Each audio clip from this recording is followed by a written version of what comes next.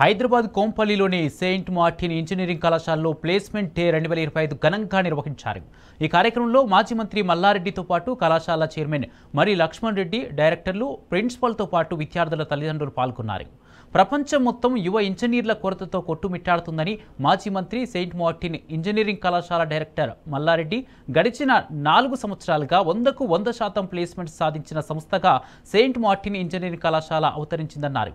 World class ఇంజనీర్లను తయారు చేయాలనే దృఢ సంకల్పంతోనే విద్యార్థులకు టెక్నాలజీ స్కిల్స్ను పెంపొందించి బీటెక్ మొదటి సంవత్సరం నుండే పైథాన్, ఒరాకిల్, C++ లాంటి అత్యాధునిక కోర్సులను నేర్పిస్తున్నామన్నారు.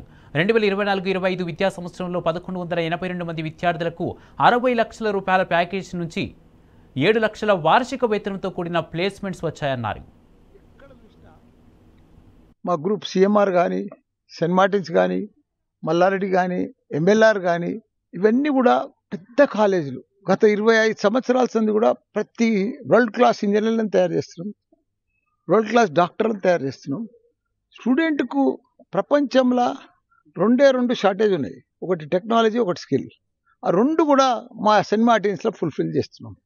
స్టూడెంట్లను పర్ఫెక్ట్గా ఓవరాల్గా డే 1 నుంచి ఫస్ట్ ఇయర్ నుంచి వాళ్ళకంతా కోడ్ కానీ, పైథాన్ కానీ, జావా కానీ, డేటా సైన్స్ కానీ ఇవన్నీ కూడా నేర్పిస్తూ ట్రైన్ చేస్తూ ప్రపంచం తగ్గట్టు తయారు చేస్తే పిల్లలు వాళ్ళకి మంచి భవిష్యత్తు అవుతుంది.